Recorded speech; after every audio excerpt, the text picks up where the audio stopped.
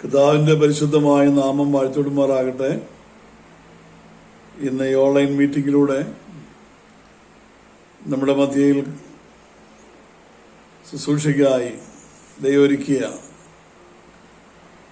കർത്താവിന്റെ ദാസനെയും കുടുംബത്തെ ഓർത്ത് കർത്താവിനെ മഹത്വപ്പെടുത്തുന്നു. അഭിലാഷ് മാന്നാർ കർത്തദാസനെയും തന്റെ കുടുംബം, ഭാര്യ അനു അഭിലാഷിനെ ഓർക്കുന്നു. ജീവിതത്തിൽ വളരെ വേദനാജനകമായ കഷ്ടങ്ങളിലൂടെ, വിഷമങ്ങളിലൂടെ എല്ലാം കടന്നുപോയി. ഒന്നും നടക്കില്ല, ഒന്നും സാധിക്കില്ല, ഒന്നും ലഭിക്കില്ലെന്ന് വിചാരിച്ച ഒരാളെ, ജീവിതത്തിൽ ഒന്നിനും സാധ്യതയില്ലെന്ന് കരുതിയ പല കാര്യത്തിന് മുമ്പിൽ ദൈവം കരുതുന്ന, ഒരുക്കുന്ന, നടത്തുന്ന വിധങ്ങളെക്കുറിച്ചുള്ള തന്റെ രണ്ട് കാലുമില്ലാത്ത ഒരാള് എങ്ങനെ കുടുംബജീവിതം, എങ്ങനെ അല്ലെങ്കിൽ ദൈവത്തിന്റെ ശുശ്രൂഷ ചെയ്യും എന്നുള്ള ചോദ്യങ്ങളുടെ മറുപടിയാണ് പ്രിയ അനു. ദൈവത്തിന്റെ വേല ചെയ്യുവാൻ, കുടുംബജീവിതം നയിപ്പാൻ, നല്ലൊരു മകനെ നീ അവർക്ക് നൽകുവാൻ അവൾ വ്യത്യസ്തമായ ദൈവം നടത്തിയ വലിയ അത്ഭുതപ്പെടുത്തുന്ന ഒരു സാക്ഷ്യം കേൾക്കുമ്പോൾ ഒത്തിരി വേദനകളിലൂടെ കടന്നുപോയി. എന്നാൽ ദൈവത്തെ വളരെയേറെ സ്നേഹിക്കുകയും കർത്താവിന്റെ സാക്ഷിയായി ജീവിക്കുകയും ചെയ്യുന്ന ഈ കുടുംബത്തെ ഓർത്ത് കർത്താവിനെ മഹത്വപ്പെടുത്തുന്നു. എന്ന മകൾ പ്രിയ സിസ്റ്റർ അനുവിന്റെ സാക്ഷി കേൾക്കുവാൻ ആഗ്രഹത്തോടെ ആയിരിക്കുന്നതിനായി പ്രിയ സിസ്റ്ററെ ക്ഷണിക്കുക.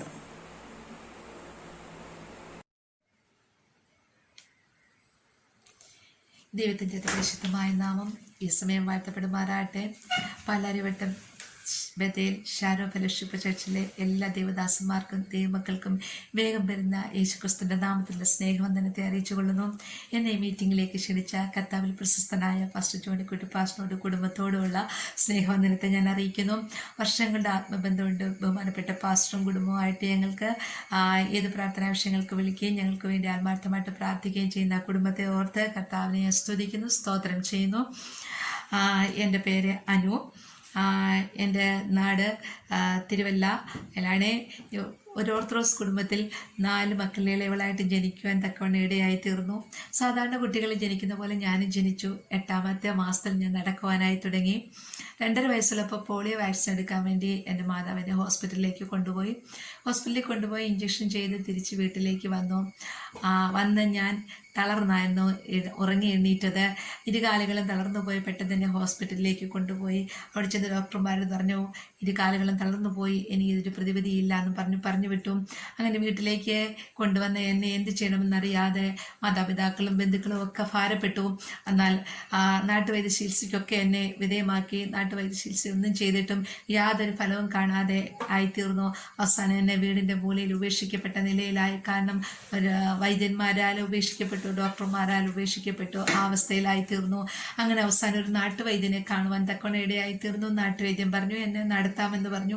നാട്ടുവൈദ്യൻ പറഞ്ഞത് പ്രകാരം ആടിൻ്റെ രക്തം, ചെറിയ ആടിനെ കൊന്ന് അതിൻ്റെ രക്തത്തിൽ ആയുർവേദ മരുന്നുകൾ കൂട്ടി എൻ്റെ അരയ്ക്ക് താഴ്വശം 2 കാലുകളിൽ പ്ലാസ്റ്റർ ഇട്ട് 21 ദിവസം എന്നെ കിടത്തണം എന്ന് പറഞ്ഞു. അപ്രകാരം 21 ദിവസം ചെറിയ ആടിനെ കൊന്ന് അതിൻ്റെ രക്തത്തിൽ ആയുർവേദ മരുന്നുകളൊക്കെ ഇട്ട് എന്നെ കിടത്തുവാൻ തക്കവണ്ണം ഇടയായി തീർന്നു.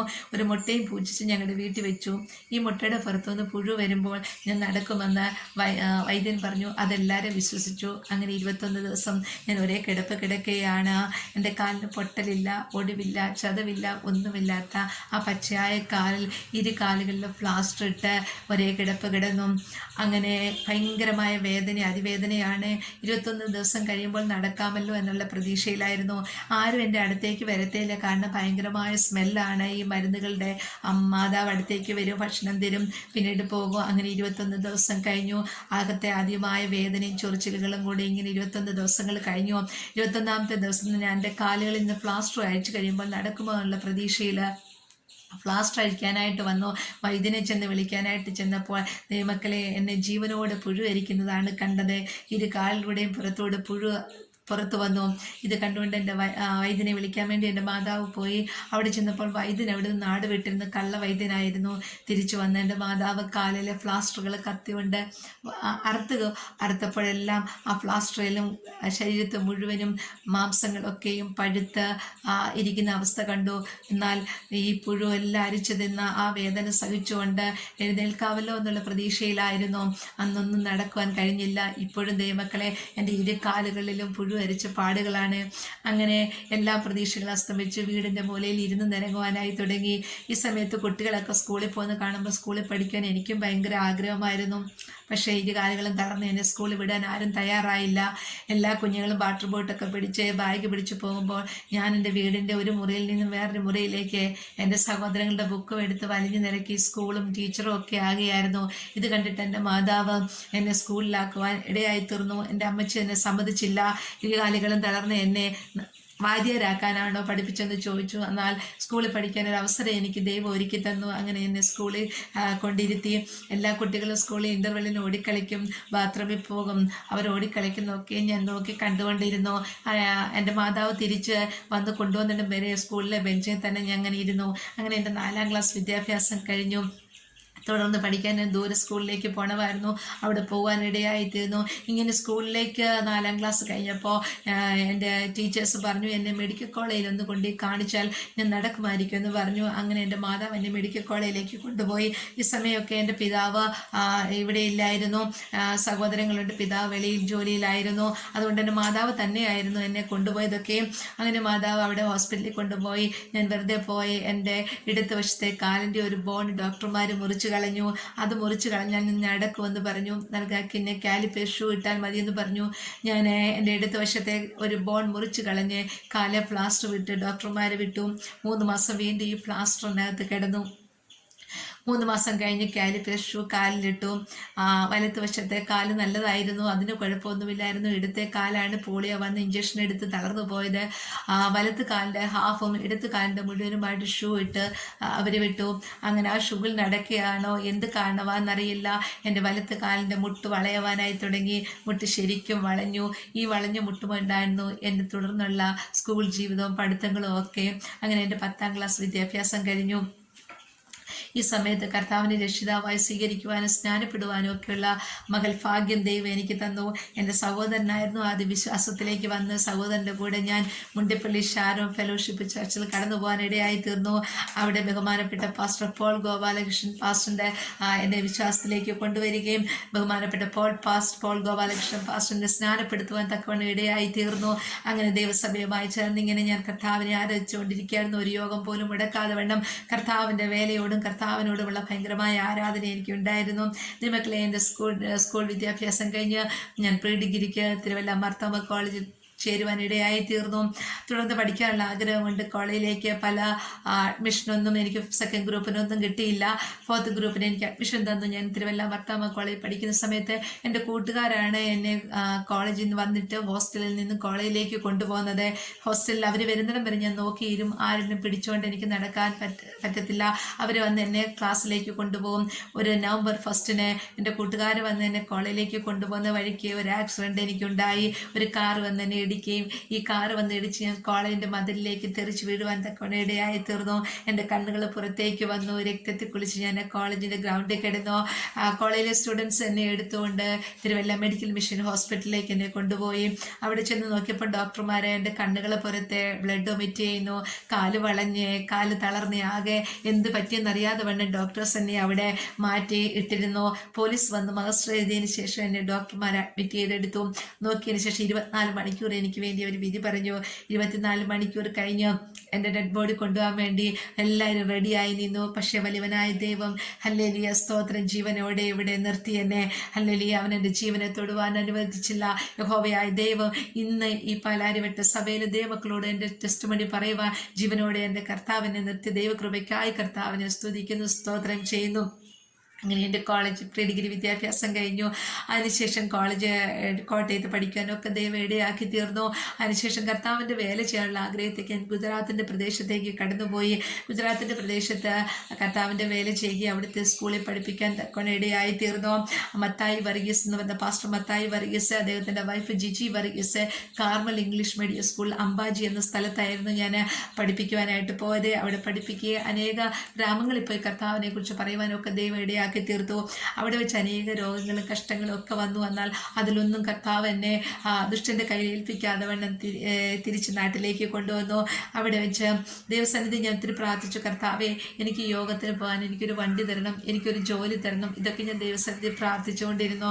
ആരെയും ആശ്രയിക്കാതെ സ്വയം നിൽക്കുവാനായിട്ട് ഞാൻ ഒരുപാട് ആഗ്രഹിച്ചു. അങ്ങനെ ഞാനൊരു വണ്ടിക്ക് വേണ്ടി ഒത്തിരി പ്രാർത്ഥിച്ചു.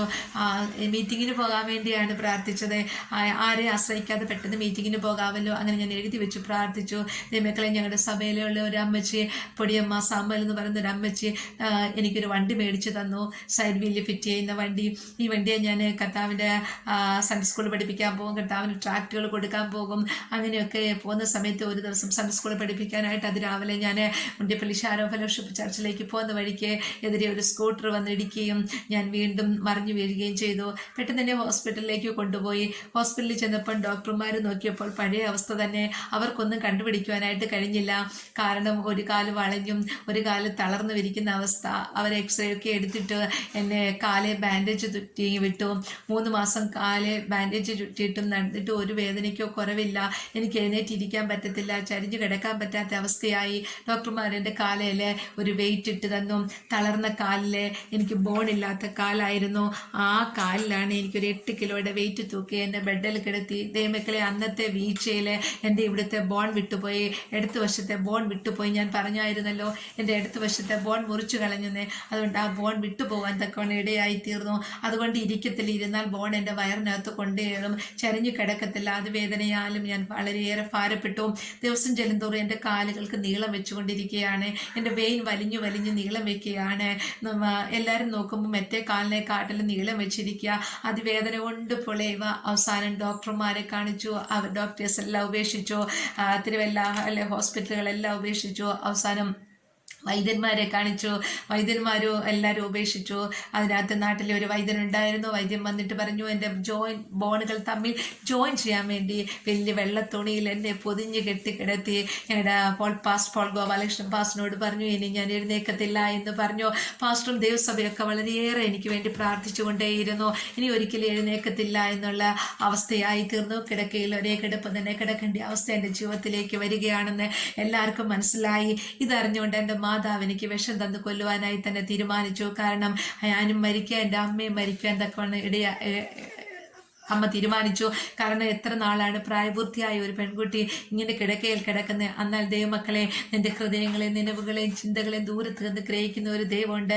എൻ്റെ മാതാവിൻ്റെ ചിന്ത അറിഞ്ഞ് അന്ന് രാത്രി കാലം ആരോ എൻ്റെ കാലിൽ അദൃശ്യമായി തൊടുന്നതായിട്ട് ഞാൻ അറിഞ്ഞു. കാരണം അതുവരെ എനിക്ക് ഉറക്കമില്ല. രാത്രിയിൽ വേദന കൊണ്ട് എനിക്ക് ഉറക്കമില്ലല്ലോ. അന്ന് ആരെങ്കിലും അമ്മ വന്ന് തൊട്ടതായിരിക്കുമെന്ന് ഞാൻ ഓർത്തു. പിറ്റേ ദിവസം രാവിലെ ചങ്ങനാശ്ശേരിയിലെ ഗവൺമെൻറ് ഹോസ്പിറ്റലിൽ ബോൺ സ്പെഷ്യലിസ്റ്റ് ഡോക്ടർ ബോവൻ ഡോക്ടറിനെ കാണിക്കാനായിട്ട് തീരുമാനിച്ചിരിക്കുകയാണ്. ഇതുവരെ എന്നെ ഹോസ്പിറ്റലിൽ എടുത്തുകൊണ്ടാണ് പോകുന്നത്, കാറ് എടുത്തുകൊണ്ടാണ് കൊണ്ടുപോയിക്കൊണ്ടിരുന്നത്.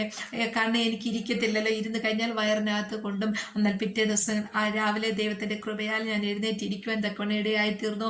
ഹോസ്പിറ്റലിൽ കൊണ്ടുപോയി കാണിച്ചു. ഡോക്ടറിനെ മെഡിസിൻ കഴിച്ചാൽ മതി എന്ന് പറഞ്ഞ് വിടുവാൻ തക്കവണ്ണം ഇടയായി തീർന്നു. ഇതിനുശേഷം ഈ വളഞ്ഞ കാല് ഒന്നുകൂടെ വളയുവാൻ തക്കവണ്ണം ഇടയായി തീർന്നു. കാരണം 3 മാസം കൊണ്ട് ഈ കാല് വർക്ക് ചെയ്യാതെ പിന്നെ എഴുന്നേറ്റപ്പോൾ ഞാൻ ഒരുപാട് പ്രസ് ചെയ്തുകൊണ്ട് ഒരുപാട് കാല് വളയുവാൻ തക്കവണ്ണം ഇടയായി തീർന്നു. വീണ്ടും ഈ വളഞ്ഞ കാലുമായിട്ട് ഞാൻ വീണ്ടും PGDCക്ക് പഠിക്കുവാൻ തക്കവണ്ണം ഇടയായി തീർന്നു. അപ്പോഴും എൻ്റെ മുമ്പിൽ ഒരു ജോലിയുള്ള പ്രതീക്ഷയായിരുന്നു.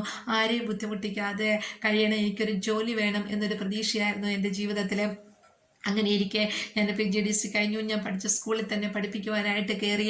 അങ്ങനെ പെന്തക്കോസ്തിൻ്റെ പേരിൽ എൻ്റെ ജോലി അവിടെ നിന്ന് നഷ്ടപ്പെട്ടു. അങ്ങനെ സകലവും നഷ്ടപ്പെട്ടിരിക്കുന്ന സമയത്ത് ഞാൻ മാറി താമസിക്കേണ്ട അനുഭവങ്ങളൊക്കെ എൻ്റെ ജീവിതത്തിലുണ്ടായി. അങ്ങനെ ആ സമയത്ത് ഞാൻ വീട്ടിലെ ബാത്റൂമിൽ വീടുവാൻ തക്കവണ്ണം ഇടയായി തീർന്നു. ഈ സമയത്ത് ഞാൻ സത്യം മിനിസ്ട്രി പബ്ലിക്കേഷൻ എന്ന CV വടവന സാറിൻ്റെ സ്ഥാപനത്തിൻ്റെ അഡ്മിനിസ്ട്രേഷനായിട്ട് ഇരിക്കുകയാണ്. ഈ സ്ഥാപനം സ്ഥാപനത്തിൽ മെന്റൽ റിട്ടാർഡേഷനായ കുട്ടികളുടെ ഒരു സ്ഥാപനമായിരുന്നു. അതിൻ്റെ അഡ്മിനിസ്ട്രേഷനായിട്ട് ഇരിക്കുന്ന സമയത്താണ് ഞാൻ വീട്ടിലെ ബാത്റൂമിനകത്ത് തെന്നി വീഴുന്നത്.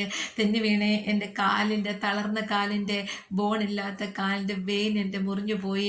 ഡോക്ടേഴ്സിനൊന്നും കണ്ടുപിടിക്കാനായി പറ്റിയില്ല. കാരണം ചോദിച്ചാൽ തളർന്ന കാലല്ലേ, കാലിന് ഒരു ചതവ് പോലെ കണ്ടുള്ളൂ. അവർ കാലെ വെയിനിൽ ബാൻഡേജ് ഇട്ട് എന്നെ വിടുവാൻ തക്കവണ്ണ തീർന്നു. ഈ സമയത്ത് അമേരിക്കയിലെ കാലിഫോർണിയയിലെ വേൾഡ് വീൽ ചെയർ ഓർഗനൈസേഷൻ്റെ ഒരു മീറ്റിംഗ് നടക്കുകയാണ്. അതിൽ ഇന്ത്യ റെപ്രസെൻറ്റ് ചെയ്ത് പോകാനായിട്ട് എന്നോട് സ്കൂളുകാർ പറഞ്ഞു. അങ്ങനെ അമേരിക്ക എംബസിയിൽ നിന്ന് 10 ദിവസത്തേക്കുള്ള ഒരു വിസ അടിച്ചു കിട്ടി. പക്ഷേ ദൈവമക്കളെ, അതിൻ്റെ തലേദിവസമാണ് ഞാൻ ബാത്റൂമിനകത്ത് വീണ് എൻ്റെ വെയിൻ മുറിഞ്ഞു പോയി. ഇതൊന്നും അറിയാതെ കാല് ബാൻഡേജ് വിട്ടു. ഡോക്ടർമാർ നോക്കിയിട്ടെന്നും എൻ്റെ കാലിൽ എന്ത് പറ്റിയെന്നറിഞ്ഞില്ല. ദിവസം ചെല്ലുന്തോറും എൻ്റെ കാലിന് നീര് വെച്ച് പൊങ്ങിക്കൊണ്ടേ ഇരിക്കുകയാണ്.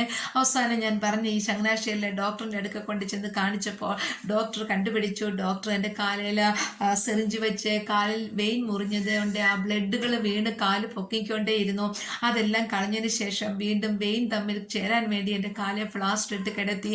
വീണ്ടും 1 മാസത്തോളം കാലിൽ ഫ്ലാസ്റ്റർ ഇട്ട് കിടന്ന ദൈവമക്കളെ. അതിനുശേഷം എൻ്റെ കാലുകൾ മടങ്ങാതെയായി. കാരണം 3 മാസമായിട്ട് എൻ്റെ കാലിൽ ഈ നീര് വെച്ചത് ബ്ലഡ് പോയി എൻ്റെ ശരീരത്തിലെ ബ്ലഡുകൾ മുഴുവൻ പോയി. ശരിക്കും ഒരു ഡെഡ് ബോഡി മടക്കാൻ പറ്റാത്ത അവസ്ഥ പോലെ എൻ്റെ കാലുകൾ രണ്ടും മടങ്ങാതെയായി. എന്നാൽ അതിവേദനകൾ കടിച്ചു പിടിച്ചുകൊണ്ട് ഞാൻ എൻ്റെ കാലുകൾ മടക്കി. അങ്ങനെ ദൈവമക്കളെ, ഞാൻ വീൽ ചെയറിലായി. പിന്നീട് എനിക്ക് നടക്കാൻ കഴിയാത്ത അവസ്ഥയായി. ഈ കാരണത്താൽ എൻ്റെ ജോലി നഷ്ടപ്പെട്ടു. സത്യ മിനിസ്ട്രിയിൽ നിന്നും എന്നെ പറഞ്ഞു വിട്ടു. അങ്ങനെ ജോലി നഷ്ടപ്പെട്ടു, എല്ലാം നഷ്ടപ്പെട്ടവളെ പോലെ അവസാനം വീൽ ചെയറിലായി. ദൈവമക്കളെ, മുന്നോട്ടുള്ള എൻ്റെ ജീവിതത്തിലെ ഒരു വഴിയില്ലാതെ ഇരിക്കുന്ന സമയത്ത് ഹല്ലേലൂയ സ്തോത്രം, ഞാൻ അനാഥാലയത്തിലേക്ക് പോകാനായി തീരുമാനിച്ചു. ഹല്ലേലൂയ, അതിന് പല കാരണങ്ങളുണ്ടായിരുന്നു. അങ്ങനെ ഞാൻ അനാഥാലയത്തിലേക്ക് പോകാനായിട്ട് തീരുമാനിച്ച സമയത്ത് ഹല്ലേലൂയ സ്തോത്രം ചെയ്യുന്നു. എൻ്റെ ഒരു ആൻറ്റി, അതായത് BJ ക്രിസ്വാസ് സാറെ, ബഹുമാനപ്പെട്ട പോൾ ഗോപാലകൃഷ്ണൻ പാസ്റ്ററിൻ്റെ ആളിയൻ, അദ്ദേഹത്തിൻ്റെ പെങ്ങളായ സിസ്റ്റർ ഓമനി ആൻറ്റി ഞങ്ങളുടെ അടുത്തായിരുന്നു താമസിച്ചുകൊണ്ടിരുന്നത്. പാസ്റ്ററും ആൻറ്റിയും വളരെ സപ്പോർട്ടായിരുന്നു. അപ്പോഴും എന്നെ വേണ്ടി പ്രാർത്ഥിക്കുകയും എന്നെ എപ്പോഴും ആശ്വസിപ്പിക്കുകയും അവർ ചെയ്തുകൊണ്ടിരുന്നു. ഇങ്ങനെ ഓമനി ആൻറ്റി തീസിസ് എഴുതാൻ വേണ്ടി തിരുവല്ലായിലുള്ള ബഥേൽ എന്ന് പറയുന്ന സ്ഥാപനത്തിലേക്ക് പോകുകയും അവിടെ വെച്ച് എന്നെക്കുറിച്ച് പറയുവാൻ തക്കവണ്ണം ഇടയായി തീർന്നു. അവിടുത്തെ സിസ്റ്റേഴ്സ് എനിക്ക് അവിടെ ജോലി തരുവാൻ ഇടയായി തീർന്നു. അവിടെ എല്ലാം വീൽ ചെയർ മേടിച്ചിട്ട് അവരെനിക്ക് തന്നുകൊണ്ട് ഒരു സ്ഥാപനത്തിൽ എനിക്ക് ജോലി ചെന്നു. ദൈവമക്കളെ, അവിടുത്തെ അന്ന് മദറായിരുന്ന അച്ചാമ്മ ജോർജ് എന്ന് പറയുന്ന സിസ്റ്റർ എന്നെ സ്വന്തം മകളെ പോലെ അവരെ ഏറ്റവും ഭയങ്കര കരുതലും ആശ്വാസമായിട്ട് എന്നെ സ്വീകരിച്ചു.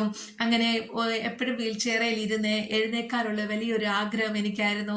എന്നാൽ എൻ്റെ ആഗ്രഹം ദൈവം കണ്ടിട്ട് സിസ്റ്ററിനോട് ഇടപെട്ടിട്ട് എന്നെ തിരുവല്ല മെഡിക്കൽ മിഷൻ ഹോസ്പിറ്റലിലേക്ക് സിസ്റ്റർ എന്നെ കൊണ്ടുപോയി. സിസ്റ്റർ അവിടെ കൊണ്ടുപോയി ഡോക്ടർ സന്തോഷ് എന്ന് പറയുന്ന ഡോക്ടറിനെ കാണിച്ചു. ഡോക്ടറിൻ്റെ കാലുകളെ നോക്കിയിട്ട് പറഞ്ഞു, സിസ്റ്ററെ, ഈ കുട്ടിയുടെ കാലിൻ്റെ ബലമില്ല, അതുകൊണ്ട് സിസ്റ്ററെ എനിക്ക് എഴുന്നേറ്റ് നിൽക്കാനായിട്ട് പറ്റത്തില്ല, കാലിപ്പേഷു ഇടാനും പറ്റത്തില്ല എന്ന് പറഞ്ഞു. അന്ന് ദൈവമക്കളെ, അത് കേട്ടപ്പോൾ എൻ്റെ എഴുന്നേറ്റ് നിൽക്കാനുള്ള ആ ആഗ്രഹം അവിടെ വെച്ച് അസ്തമിക്കുകയാണല്ലോ.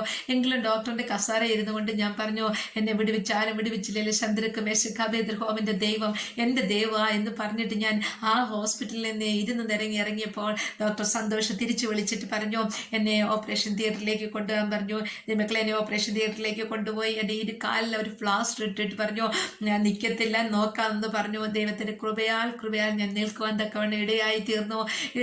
അന്നേരം ഡോക്ടർ പറഞ്ഞു, കാലിപ്പേ ഷൂ ഇട്ടാൽ എനിക്ക് ബോൺ ഇല്ലാത്തത് കൊണ്ടും നടക്കാൻ പറ്റത്തില്ല എന്ന് ഡോക്ടർമാർ പറഞ്ഞു. എന്നാൽ കാലിപ്പേ ഷൂവിന് അവർ എഴുതി വിട്ടു.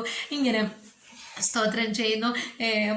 വീണ്ടും എൻ്റെ കാലിൽ പ്ലാസ്റ്റർ ഇട്ട് ഒരാഴ്ച 7 ദിവസം എൻ്റെ വെയിനെല്ലാം ചുരുങ്ങിയിരിക്കുകയാണല്ലോ. ആ വെയിനുകളൊക്കെ നേരെയാകണമെങ്കിൽ ഈ കാലിപ്പേ ഷൂ ഇടുന്നതിന് മുമ്പേ വെയിൻ നേരെയാകാൻ വേണ്ടിയിട്ട് എൻ്റെ കാലിൽ പ്ലാസ്റ്റർ ഇട്ടു. അത് വേദനയോടെ പ്ലാസ്റ്റർ ഇട്ട് നിൽക്കുന്നപ്പോൾ ഭയങ്കരമായ സന്തോഷമായി. അതുവരെ നിൽക്കാത്ത കൂനി ഇരുന്ന് ഞാൻ നേരെ നിന്ന് സന്തോഷത്തോടെ പ്ലാസ്റ്റർ ഇട്ട് 7 ദിവസം കട്ടിലേക്ക് കിടന്നു. അതിനുശേഷം കാലിപ്പേ ഷൂ ഇടുവാൻ തക്കവണ്ണം ഇടയായി തീർന്നു. സകല എക്സ്പെൻസും സിസ്റ്റർ അച്ചാമ്മ ജോർജ് ചെയ്തു. ഞാൻ ദൈവസന്നിധിയിൽ ദൈവസന്നിധി പ്രാർത്ഥിക്കുമായിരുന്നു. ഹല്ലേലൂയ, സ്തോത്രം. എനിക്ക് വേണ്ടി സഹായിപ്പാൻ സ്വർഗത്തിന്റെ കരങ്ങൾ ഇറങ്ങി വന്നു. എൻ്റെ സകല ആവശ്യങ്ങളെ ഞാൻ എൻ്റെ കർത്താവിൻ്റെ സന്നിധിയിലാണ് പ്രാർത്ഥിച്ചുകൊണ്ടിരുന്നത്. ലോകത്തിൽ ഒരു മനുഷ്യരോട് ഞാൻ എൻ്റെ ആവശ്യങ്ങളൊന്നും പറഞ്ഞിരുന്നാൽ അന്ന് സർവശക്തനായ ദൈവത്തിൻ്റെ സന്നിധി സകല കാര്യങ്ങളെ നിർവഹിച്ചു തരാൻ കഴിവുള്ള ഏക ദൈവം എൻ്റെ ദൈവമാണെന്ന് എനിക്കറിയാമായിരുന്നു. അതുകൊണ്ട് സകല ആവശ്യങ്ങളെ ഞാൻ എൻ്റെ പിതാവെങ്കിൽ പ്രാർത്ഥിച്ചുകൊണ്ടിരുന്നു. അങ്ങനെ സകല എക്സ്പെൻസും അസിസ്റ്റ്രാച്ചാമ ജോർജ് വായിക്ക് തക്കവണ്ണം ഇടയായി തീർന്നു. അങ്ങനെ ഞാൻ വീണ്ടും ഇഷ്യൂ ഇട്ടുകൊണ്ട് പതുക്കെ നടക്കുവാനായി ശ്രമിച്ചു. 2 വടി എനിക്ക് മേടിച്ചു തന്ന വടിയിൽ പതുക്കെ ട്രൈ ചെയ്യാനായി തുടങ്ങി. ദൈവമക്കളെ നിൽക്കത്തില്ല എന്ന് പറഞ്ഞ് ഞാൻ വടിയിൽ നടക്കുവാനായിട്ട് തുടങ്ങി. അങ്ങനെ ഇരിക്കുമ്പോഴാണ് ദൈവമക്കളെ എനിക്ക് അവിടുന്ന് പല കാരണങ്ങളുണ്ടായി. അതായത് സ്തോത്രം, അവിടെ കല്യാണം കഴിക്കാൻ നിൽക്കുന്ന ആൾക്കാരാണ്. അപ്പോൾ ആ സമയത്ത് അതിൽ കമ്മ്യൂണിറ്റി മെമ്പർ ആകണമെന്ന് ഒരു ഫോഴ്സ് എനിക്ക് അവിടെ നിന്നുണ്ടാകുവാൻ തക്കൊണ്ട് ഇടയായി തീർന്നു. വേറെയൊക്കെ ചില കാരണങ്ങൾ മുഖാന്തരം ഞാൻ വളരെയേറെ ഭാരപ്പെട്ടു. കാരണം ഒന്ന് മാത്രം ഇതായിരുന്നു, ഞാൻ എൻ്റെ കർത്താവിനെ ഓർത്തഡോക്സ് കുടുംബത്തിൽ നിന്ന് പെന്തക്കോസ്തിലേക്ക് വന്നു. ഇനി ഒരു ജീവിതത്തിന് വേണ്ടി പെന്തക്കോസ്തിൽ നിന്ന് CSIലേക്ക് എന്നെ വിടല്ലേ കർത്താവേ എന്ന് ഞാൻ പ്രാർത്ഥിച്ചു. CSI സമൂഹം വളരെയേറെ കർത്താവിനെ ആരാധിക്കുകയും പ്രാർത്ഥിക്കുകയും ചെയ്യുന്ന ഒരു സമൂഹമാണ്. അവർ ദൈവത്തെ ഇല്ലാത്തവരല്ല. പക്ഷെ ഞാൻ എൻ്റെ വിശ്വാസത്തിന് വേണ്ടി നിന്നെന്ന് മാത്രമേ ഉള്ളൂ.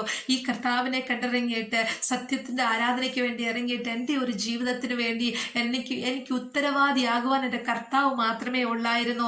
മനുഷ്യരെല്ലാം എന്നെ കുറവുള്ളവളായി കണ്ടപ്പോൾ കുറവില്ലാതെ കണ്ട ഏക ദൈവം എൻ്റെ ദൈവം മാത്രമായിരുന്നു. അങ്ങനെ ആ സാഹചര്യത്തിൽ എന്നോട് ഇങ്ങനെ കമ്മ്യൂണിറ്റി മെമ്പേഴ്സ് ആവാൻ പല സിസ്റ്റേഴ്സും എന്നെ നിർബന്ധിച്ചുകൊണ്ടിരുന്നു.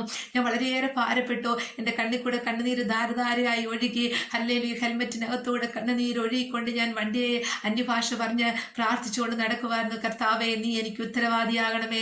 ഹല്ലേലൂയ, സ്തോത്രം. എനിക്ക് നീ ഒരു വിവാഹം തരണമേ. എനിക്കൊരു വിവാഹമില്ലാത്തത് കൊണ്ടല്ലേ, എന്നെ തുണ ആരും ഇല്ലാത്തത് കൊണ്ടല്ലേ, ആരും എൻ്റെ കാര്യത്തിൽ ഒരു ഉത്തരവാദിത്തം ഇല്ലാത്തതെന്നുള്ള ഭാരം എൻ്റെ ജീവിതത്തിൽ വളരെ ഉണ്ടായി. ഈ സമയത്ത് ഞാൻ വളരെയേറെ പ്രാർത്ഥിക്കുകയും കരയുകയും ചെയ്തുകൊണ്ടിരുന്ന ദൈവസന്നിധിയിൽ വിങ്ങി കരഞ്ഞു, ഏങ്ങി കരഞ്ഞു. എൻ്റെ കണ്ണുനീര് കണ്ടത് എൻ്റെ കർത്താവ് മാത്രമായിരുന്നു. അങ്ങനെ എനിക്ക് സ്തോത്രം ചെയ്യുന്നു. അല്ലെങ്കിൽ ഞാൻ എഴുതി വെച്ച് പ്രാർത്ഥിക്കുമായിരുന്നു, കർത്താവേ, എൻ്റെ വിവാഹം, എനിക്കൊരു വിവാഹം തരണമേ. കാലുള്ളവർക്ക് മാത്രമല്ല വിവാഹം, കാലില്ലാത്ത എനിക്ക് വിവാഹമുണ്ടെന്ന് മറ്റുള്ളവർ കാണേണ്ടതിന് നന്മയ്ക്കാ നീ എനിക്ക് അടയാളം ചെയ്യണമേ എന്ന് ഞാൻ പ്രാർത്ഥിച്ചുകൊണ്ടിരുന്നു. എല്ലാവരും പറഞ്ഞു 99% ഒരു കുഴപ്പമില്ലാത്ത ഒരു ചെറുക്കനെ എനിക്ക് കിട്ടത്തില്ല എന്ന് പറഞ്ഞപ്പോൾ, ഹല്ലേലൂയ, സ്തോത്രം. ദൈവമക്കളെ, ഈ ബൈബിളും എൻ്റെ നെഞ്ചിൽ ചേർത്തുകൊണ്ട് ഞാൻ എൻ്റെ പിതാവിനോട് പറഞ്ഞു, അതേ പിതാവേ, 99% ഒരു കുഴപ്പമില്ലാത്ത ഒരു ചെറുക്കനെ എനിക്ക് കിട്ടത്തില്ല. എന്നാൽ 1% ഉണ്ടല്ലോ. ഹല്ലേലൂയ, ലാസർ മരിച്ചിട്ട് അവന്റെ ശരീരത്തിൽ ജീവന്റെ ഒരു അംശം പോലെ ഇല്ലായിരുന്നു. പക്ഷെ ജീവിപ്പിച്ച എൻ്റെ ദൈവമേ, നീ എനിക്ക് വേണ്ടി വൻ കാര്യം ചെയ്യണമേ എന്ന് പ്രാർത്ഥിച്ചു. അന്ന് ദൈവത്തിന്റെ ശബ്ദം ഞാൻ കേട്ടു, ഞാൻ തിരഞ്ഞെടുക്കുന്ന ഒരാളെ അതിനെ നിയമിക്കുമെന്ന്. ഹല്ലേലൂയ, സ്തോത്രം. അരിഷ്ടതയാലും കൊടുങ്കാറ്റിനാലും ആശയേറ്റവളെ, നിന്റെ പേര് ഞാൻ അജ്ഞന്റെ കലത്തിൽ എഴുതിയിരിക്കുന്ന വാക്തത്വ വചനം ഞാൻ കേൾക്കുവാൻ തക്കവണ്ണം ഇടയായി തീർന്നു. ദൈവമക്കളെ, ഞാനിങ്ങനെ പ്രാർത്ഥിച്ചുകൊണ്ടിരുന്നു. അങ്ങനെ കാലെ ഫ്ലാസ്റ്റ് ഇട്ട് കിടക്കുമ്പോൾ അല്ലെങ്കിൽ ദൈവത്തിന്റെ ആത്മാവിനോട് സംസാരിച്ചു, ഇന്നേക്ക് 2010 നിന്റെ വിവാഹം നടക്കും. നിനക്ക് ദൈവദാസനായിരിക്കും. ദൈവം നിനക്കൊരു മകനെ തരും. അവൻ അഭിഷിക്തനായിരിക്കും. അവൻ അഭിഷേകം എന്ന് പേരിടുന്നവനെ. ദൈവമക്കളെ, ഞാൻ ചിരിച്ചു. സാറാ ചിരിക്കുന്നതിനേക്കാൾ അധികമായി ചിരിച്ചു. കാരണം എൻ്റെ വിവാഹത്തിന്റെ കാര്യം ആരോടും എനിക്ക് പറയാനില്ല, ആരും എനിക്ക് പരസ്യം ചെയ്യാനില്ല. കാരണം ഇരു കാലുകളും തളർന്ന് വീൽ ചെയറിൽ ഇരിക്കുന്ന എന്നെ ആര് വിവാഹം കഴിക്കും? ആരെനിക്ക് വേണ്ടി ആലോചിക്കും? ഞാൻ പ്രാർത്ഥിച്ചുകൊണ്ടേയിരുന്നു ദൈവമക്കളെ.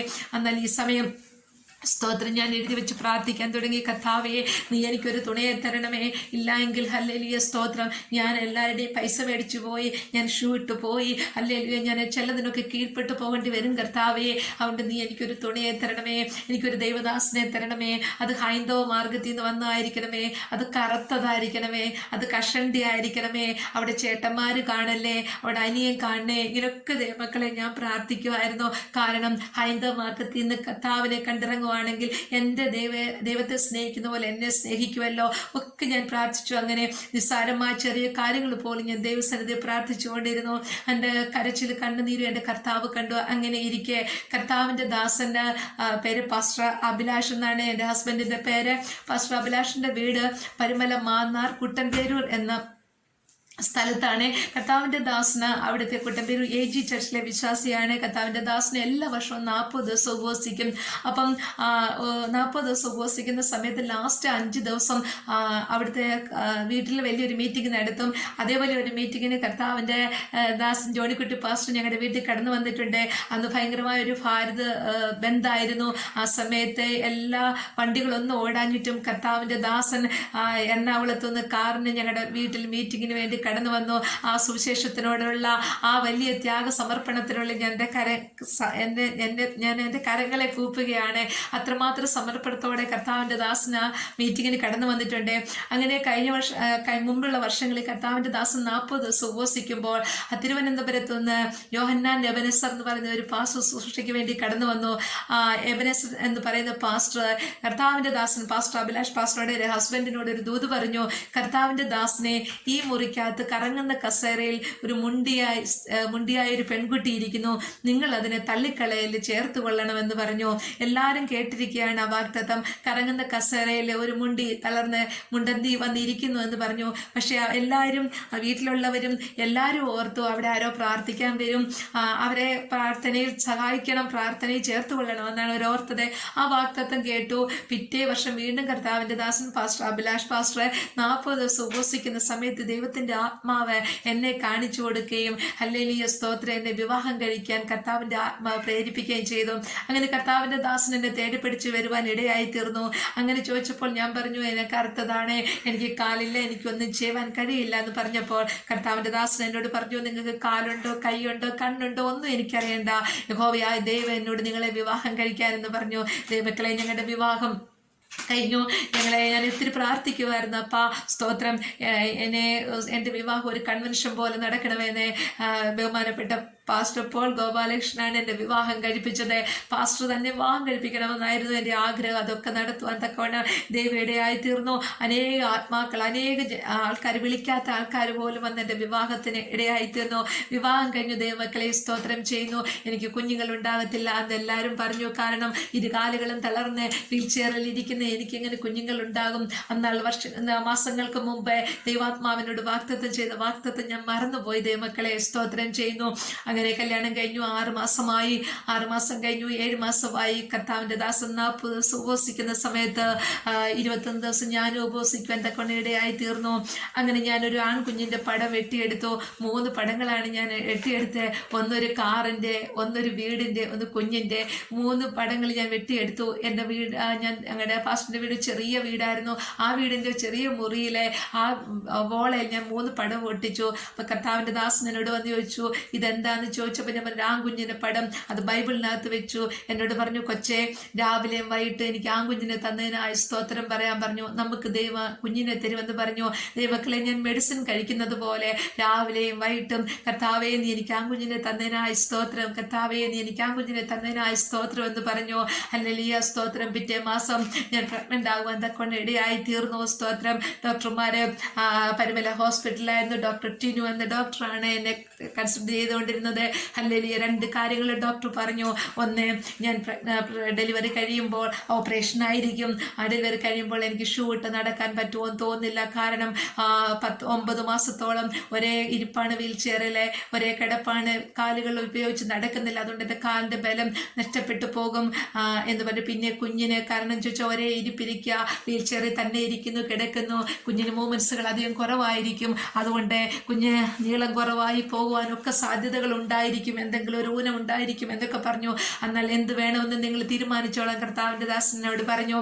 എന്നാൽ പാസ്റ്റർ, ഞങ്ങൾക്ക് ദൈവം തന്ന ദാനം എന്ന് പറഞ്ഞ് ഞങ്ങളൊന്ന് എല്ലാ ദിവസവും കർത്താവിൻ്റെ ദാസൻ എന്നെ വിരട്ടി പ്രാർത്ഥിക്കും. കർത്താവിൻ്റെ ദാസൻ ഒരു കൊച്ചു കുഞ്ഞിനെ പോലെ എന്നെ എടുത്ത് വീൽ ചെയറിൽ നിന്ന് കട്ടിലേരുത്തും, കട്ടിലയിൽ നിന്ന് വീൽ ചെയറിൽ എത്തി ബാത്റൂമിൽ കൊണ്ടുപോകും, എന്നെ കുളിപ്പിക്കും. എല്ലാം കർത്താവിൻ്റെ ദാസൻ ചെയ്തു. ദൈവമക്കളെ, പഴയ കാലങ്ങളിൽ ഞാൻ പ്രാർത്ഥിക്കുമായിരുന്നു, അപ്പാ നീ എനിക്കൊരു തുണയെ തരണേ, എന്നെ പൊന്നുപോലെ നോക്കുന്ന ഒരു തുണയെ നീ എനിക്ക് തരണമേ എന്ന് പ്രാർത്ഥിക്കുമായിരുന്നു. എന്നെ സ്തോത്രം ചെയ്യുന്നു. അങ്ങനെ ദൈവം എനിക്ക് ഒരു ആൺകുഞ്ഞിനെ തരുവാൻ തക്കവണ്ണം ഇടയായി തീർന്നു. ഹല്ലേലൂയ. എല്ലാ കുഞ്ഞുങ്ങൾക്കും ജനിക്കുമ്പോൾ 49 സെന്റിമീറ്റർ നീളമുള്ളപ്പോൾ എൻ്റെ കുഞ്ഞ് ജനിച്ചത് 54.4 സെന്റിമീറ്റർ നീളത്തിൽ. അതേ മക്കളെ, ഭയങ്കര ഹൈറ്റാണ് അവന്. ഉണ്ടായി പോകുന്നിടത്ത് പറഞ്ഞെടുത്ത് നമ്മുടെ പ്രാർത്ഥന കേൾക്കുന്ന ദൈവം വലിയവനായ ദൈവമാ. അവൻ അത്ഭുതത്തിന്റെ മന്ത്രിയാ, വീരനാ ദൈവമാ, നിത്യപിതാവാ, സമാധാനത്തിന്റെ പ്രഭു. അവൻ അത്ഭുതങ്ങളെ പ്രവർത്തിക്കുന്ന ദൈവമാ. മനുഷ്യ സാധ്യമെന്ന് പറയുമ്പോൾ ഹല്ലേലൂയ, സ്തോത്രം. ദൈവമക്കളെ, സ്തോത്രം. പഠിച്ച് വാദ്യാരാകണമെന്ന് ചോദിച്ചെടുത്ത് 5 സ്കൂളിൽ അധ്യാപികയായിരിക്കാനുള്ള മകൾ ഭാഗ്യം ദൈവം എനിക്ക് തന്നു. മനുഷ്യൻ എഴുതി, ഹല്ലേലൂയ, അവസാനിച്ചു. എൻ്റെ ദൈവം എഴുതി തുടങ്ങി. കർത്താവിൻ്റെ വേലയ്ക്ക് വേണ്ടി ഞാൻ ആ ജോലി കളഞ്ഞു. സ്തോത്രം ചെയ്യുന്നു. അങ്ങനെ കുടുംബമായി ഇന്ന് ഞങ്ങളെ സ്തോത്രം ചെയ്യുന്നു. തിരുവല്ലയുടെ പ്രദേശത്ത് മഞ്ഞാടി എന്ന സ്ഥലത്ത് റെന്റിന് താമസിക്കുകയാണ്. ഞങ്ങളെ സഭാ ശുശ്രൂഷയുമായി ഫിലഡൽഫിയ ചർച്ച് ഓഫ് ഗോഡിന്റെ സഭാ ശുശ്രൂഷകരായിട്ട് ആഞ്ഞിൽത്താനം എന്ന സഭയിൽ ശുശ്രൂഷയിലായിരിക്കുന്നു. ദൈവമക്കളെ, ഇത്രത്തോളം സമയം എനിക്ക് സാക്ഷ്യത്തിനായിട്ട് അനുവദിച്ചു തന്ന കർത്താവിനോട്, ദേവദാസനോട്, ദൈവസഭയോടുമുള്ള നന്ദി അറിയിച്ചു കൊള്ളുന്നു. വീണ്ടും കർത്താവിന് നിങ്ങൾ ഞങ്ങളെ ഓർത്ത് പ്രാർത്ഥിക്കണമേ എന്ന് പറഞ്ഞുകൊണ്ട് ദൈവസന്നിധിയിൽ താണിരുന്നു കൊള്ളുന്നു.